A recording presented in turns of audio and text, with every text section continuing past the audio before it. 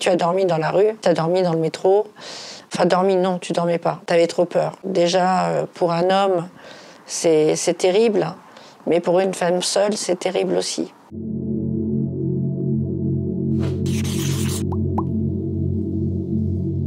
Bonjour Carole, je vais te raconter comment tu es tombée dans l'alcool et comment tu t'en es sortie.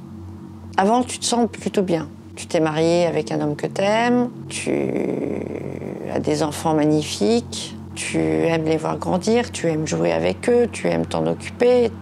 Tes enfants sont toute ta vie. Et après, il y a eu la séparation, le divorce papa-maman. Tu avais préparé un dîner aux chandelles. Tu as appelé ton ex-mari qui t'a dit qu'il ne reviendrait pas. Tu es rentré chez toi avec ta bouteille de vin, avec ta bouteille de champagne. Tu t'es mis devant l'ordinateur et tu as commencé à lui écrire. Heureusement, les filles n'étaient pas là, elles étaient chez leur tante. Ta descente aux enfers a commencé là.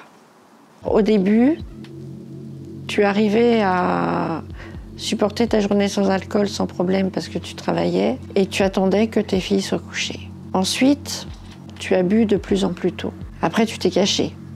Tu cachais tes bouteilles. Tu essayais de ne pas le montrer à tes filles. Tu as fait plusieurs dépressions et tu as aussi mélangé les médicaments avec l'alcool. Et plus ça allait, plus tu buvais, plus tes filles, de toute façon, même si tu te cachais sans rendre compte, tu n'étais plus normale. Tu n'étais plus la maman qui était joyeuse, tu n'étais plus la maman qui s'occupait d'elle comme elle le faisait.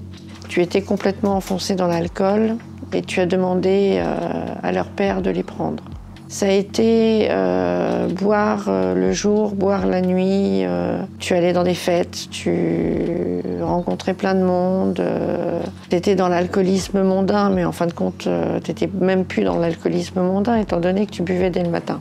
Tu buvais de tout. Tu buvais du champagne, tu buvais de l'alcool fort. Mais chez toi, tu buvais du vin bon marché parce que tu n'avais plus d'argent. Tu as été mise dehors.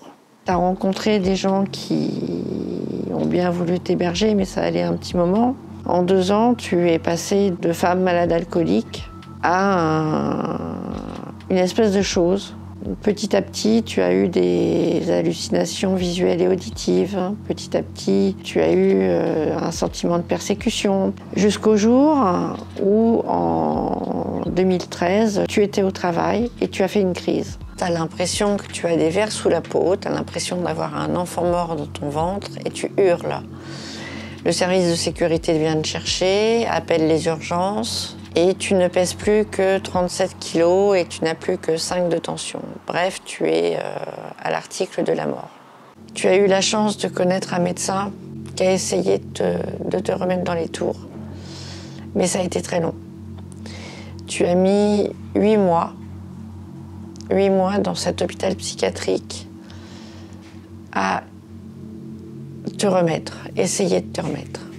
Et puis, petit à petit, tu t'es remise et tu as eu un coup de foudre. Cet homme-là, tu ne sais pas pourquoi, c'est pris peut-être au début de pitié, j'en sais rien, t'en sais rien. C'est pris d'attention pour toi, il t'a porté, t'as énormément évolué à son contact pendant 2 ans. Tu es rentrée aussi dans une association, ce qui t'a beaucoup aidé. Aujourd'hui, mis à part que tes filles te manquent et que tu y penses tous les jours, aujourd'hui tu vas bien. Tu vas bien parce que tu t'es bien débrouillée quand même. Tu te sens vachement bien parce que tu es abstinente depuis de nombreuses années et que tu mènes ce combat pour briser le tabou de l'alcoolisme au féminin.